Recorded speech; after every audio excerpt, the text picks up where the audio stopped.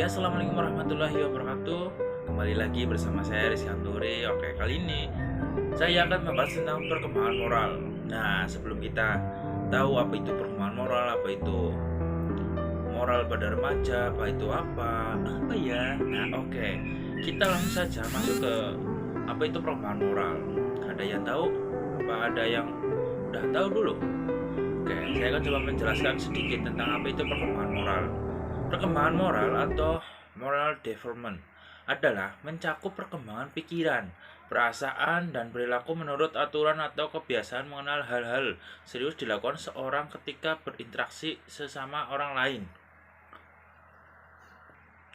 Jadi pada intinya perkembangan moral itu adalah perkembangan yang berpengaruh dengan pikiran, perasaan, perilaku menurut aturan kebiasaan mengenai hal-hal seharusnya.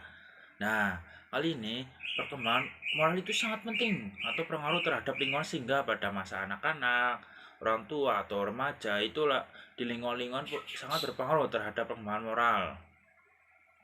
Moral yang positif akan berdampak baik untuk kedepannya. Dan begitu sebaliknya, jika si anak kecil hanya menerima moral yang negatif, maka si anak bertumbuh kembangnya akan negatif. Dan sebaliknya, kalau orang tua menerapkan moral dari anak usia dini dengan baik, maka usia dewasa anak itu akan berpendidikan yang baik atau berperilaku yang baik. Nah, sekarang kita lanjut ke remaja. Remaja merupakan masa peralihan dari anak-anak menuju dewasa.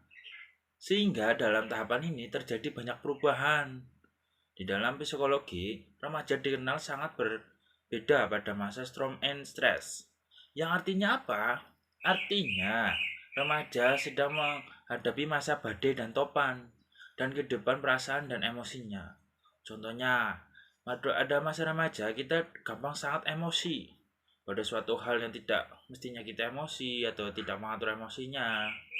Juga kita gampang baperan, oke? Oke. Sekarang adalah menurut Robert Colling.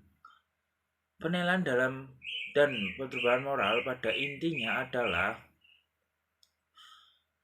bersifat rasional. Keputusan dari moral bukanlah soal perasaan atau nilai, melainkan selalu mengandung sesuatu transisi konkret terhadap keadaan dilema moral dan bersifat konstruksi bersifat aktif terhadap titik pandang masing-masing individu sambil pertimbangkan segala macam tuntutan kewajiban, hak, dan keterangan setiap pribadi terhadap suatu yang baik dan juga adil. Tidak heran juga bila kita menemui seseorang remaja yang sedang sangat bersemangat tiba-tiba berubah menjadi tampak tak bersemangat atau cemberut kata zaman sekarang. Atau mungkin ada pula remaja yang membarani dan tiba-tiba merasa takut yang berlebihan. Hal ini sangat wajar dialami remaja sebab mereka sedang mencari jati diri dan berusaha menemukan konsep dirinya. Oleh karena itu, penting bagi remaja untuk melihat moral yang kuat. Moral merupakan aspek kepribadian seseorang diperlukan untuk menciptakan kehidupan sosial yang humoris terhadap 3 tahapan perkembangan moral, yaitu tingkat personal, tingkat konvensional, dan tingkat pasca konvensional. Nah, ada yang tahu belum apa faktor-faktor yang mempengaruhi perkembangan moral pada remaja?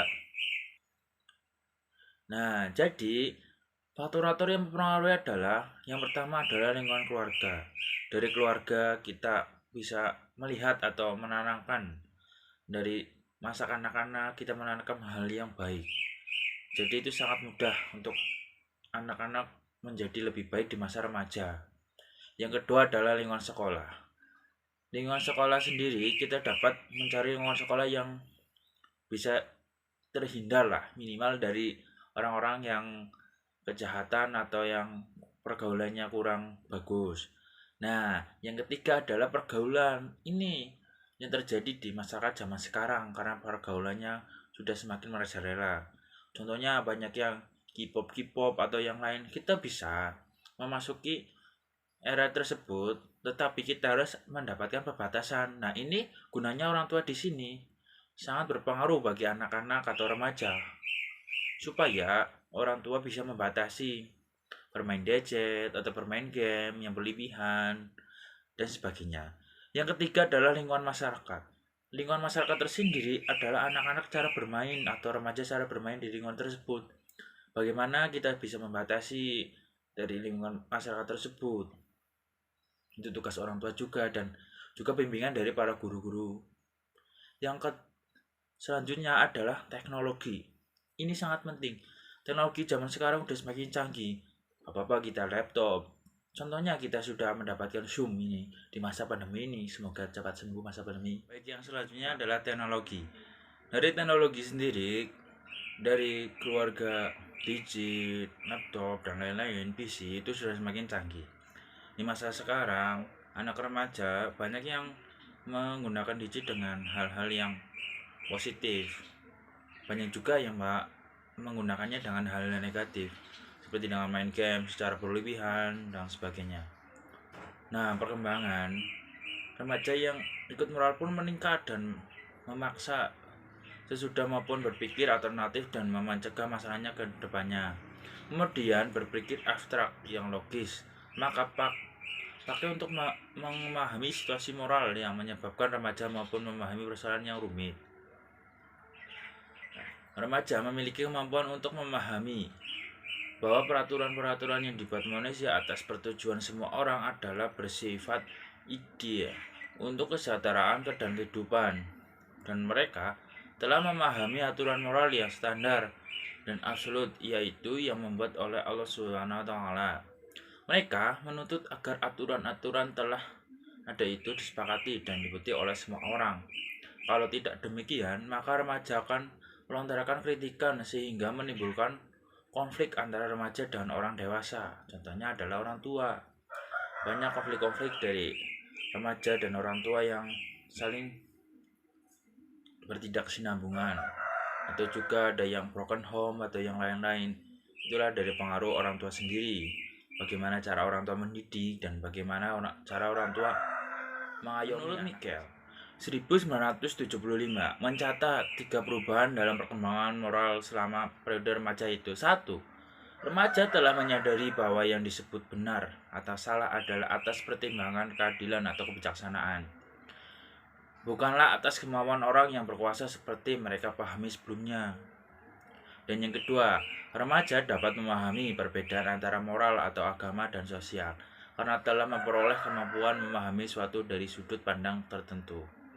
Oleh sebab itu, remaja berhenti bahwa moral atau yang dibutuhkan manusia bersifat relatif atau tidak absolut.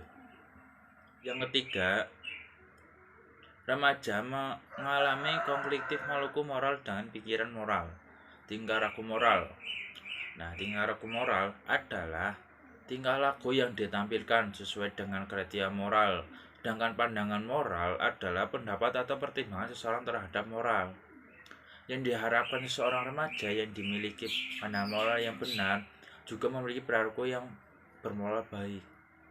Nah, dari semua itu kita simpulkan bahwa dari ketiga tersebut kita dapat simpulkan bahwa remaja-remaja sekarang banyak yang berpikiran negatif tentang apa itu moral, tentang pendidikan moral, dan juga kita jangan menyalahkan para remaja.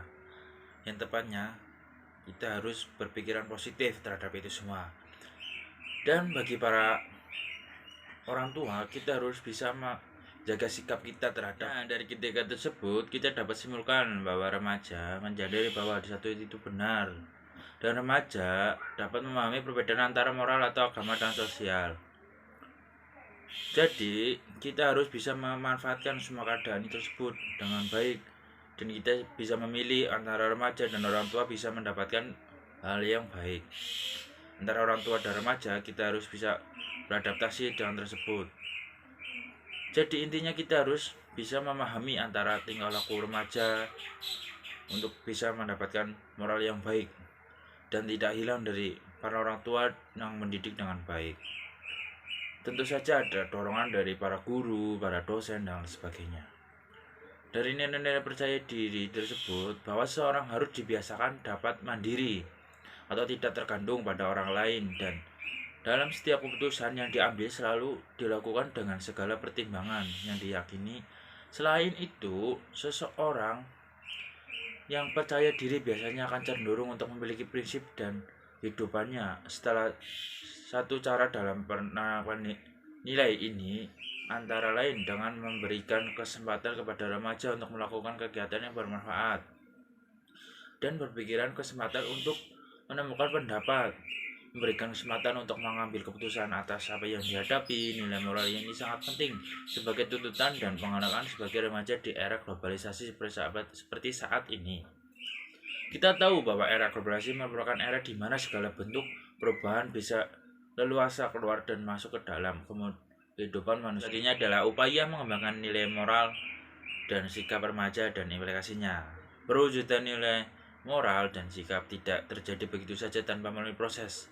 Proses yang dilalui seseorang dalam mengembangkan nilai-nilai hidup tertentu adalah sebuah proses untuk memiliki dan mengintralisasi nilai-nilai tersebut dalam kehidupan melalui perilakunya, yaitu proses terjemahannya nilai-nilai hidup dalam individu. Pada awalnya didalui dengan mengenalkan nilai secara intelektual, disusun oleh penghayatan nilai tersebut, dan kemudian tumbuh di dalam diri seseorang sedemikian rupa sehingga seluruh jalan pikiran, tingkah laku serta sikap terhadap segala sesuatu di luar dirinya mengenal dengan dirinya.